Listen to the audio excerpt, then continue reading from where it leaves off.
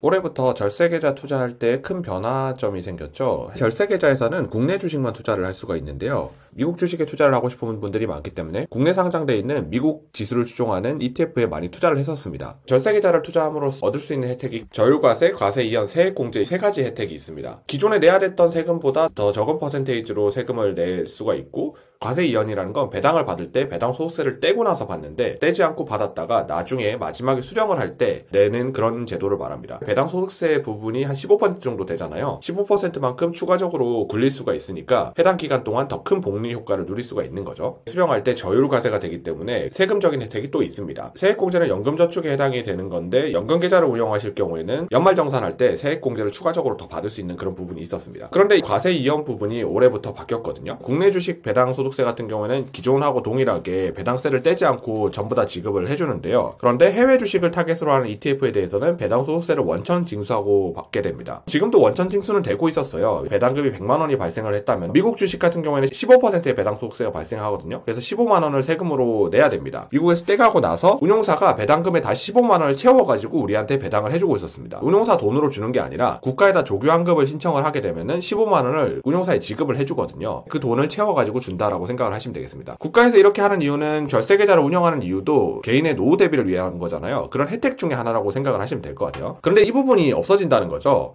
게다가 더 문제는 뭐냐면은 연금저축에 투자할 경우에는 이미 배당 소득세 15%를 떼갔는데 마지막에 연금을 수령할 때 연금 소득세까지 떼기 때문에 이중과세 문제도 있습니다. 사실 이것 때문에 TR이 없어진다는 얘기가 요즘에 많이 나왔거든요. TR은 이제 토탈 리턴의 줄임말인데, 배당을 받아서 우리한테 배당금을 주는 게 아니라 자동으로 재투자하는 방식의 ETF를 TR이라고 합니다. 근데 이제 배당 소득세가 발생을 하게 바뀌었기 때문에 TR 방식이 없어진다 이런 얘기가 많이 나왔는데, 사실 정확하게는 이제 TR 방식이 없어지는 게 아니라 운용 방식이 변경되는 거라고 생각하시면 되겠습니다. 배당금을 받은 후에 재투자 하기 때문에 배당 소득세만큼 돈이 감소하겠죠. 복리 효과가 조금 더 감소한다라고 생각을 하시면 되겠습니다. 아까도 언급했던 것처럼 연금의 이중과세 문제가 있는데, 이 부분에 대해서는 정부가 보완 조치에 대해서 고민을 하고 있다고 하더라고요. 세금 혜택을 줄인 이유가 크게 두 가지가 있지 않을까 싶어요. 일단 첫 번째가 절세계좌를 통해서 미국 주식에 투자하는 경우가 굉장히 많이 늘어났거든요. 15%씩 환급을 해주던 것도 국가에서 이제 재정이 나가는 부분인데, 예전에는 미국 주식에 투자하는 사람이 많지 않았으니까 괜찮았지만 요즘에는 기하급수적으로 늘어나서 어마어마하게 많은 사람들이 투자를 하게 됐잖아요. 이 부분이 부담으로